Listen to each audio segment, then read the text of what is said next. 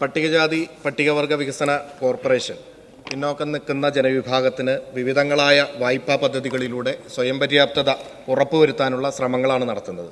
എന്നാൽ ദീർഘകാലമായി വായ്പ വാങ്ങിയതിനു ശേഷം തിരിച്ചടക്കാൻ കഴിയാതെ അല്ലെങ്കിൽ പല പ്രശ്നങ്ങൾ കാരണം അത് പലപ്പോഴും കോർപ്പറേഷൻ്റെ പ്രവർത്തനത്തെ തന്നെ ബാധിക്കുന്ന സാഹചര്യം ഉണ്ടാകുന്നുണ്ട്. ഈ സാഹചര്യത്തിൽ കോർപ്പറേഷനിൽ ദീർഘകാലമായുള്ള കുടിശ്ശിക അത് നിവാരണം ചെയ്യാനുള്ള പ്രത്യേക പദ്ധതികൾ ആവിഷ്കരിച്ച് നടപ്പിലാക്കുമോ? അങ്ങനെ നടപ്പിലാക്കുന്നുണ്ടെങ്കിൽ അതിന് വിശദാംശങ്ങൾ. ഒരു പ്രസക്തമായ ചോദ്യമാണ് ബഹുമാന്യ അംഗം ഇവിടെ ചോദിച്ചത്. ഈ കോർപ്പറേഷൻ വായ്പാ കുടിശ്ശിക എന്നത് ഗൗരവമായ ഒരു പ്രശ്നമായി തന്നെയാണ് നേരിടുന്നത്. അപ്പോൾ അത് പരിഹരിക്കുന്നതിന് വേണ്ടി ഒറ്റത്തവണ തീർപ്പാക്കൽ പദ്ധതി നടപ്പിലാക്കിയിട്ടുണ്ട്. മൊത്തം വായ്പയുടെ ഈ ബാധ്യതയുടെ 70% ഇളവ് നൽകിക്കൊണ്ടുള്ള പദ്ധതിയാണ് നടപ്പിലാക്കുന്നത്. അങ്ങനെ നടപ്പിലാക്കുന്നുണ്ടെങ്കിലും അതുപോലും അടയ്ക്കാൻ കഴിയാത്ത രൂപത്തിലാണ് നല്ലൊരു വിഭാഗം ആളുകൾ നിൽക്കുന്നത്.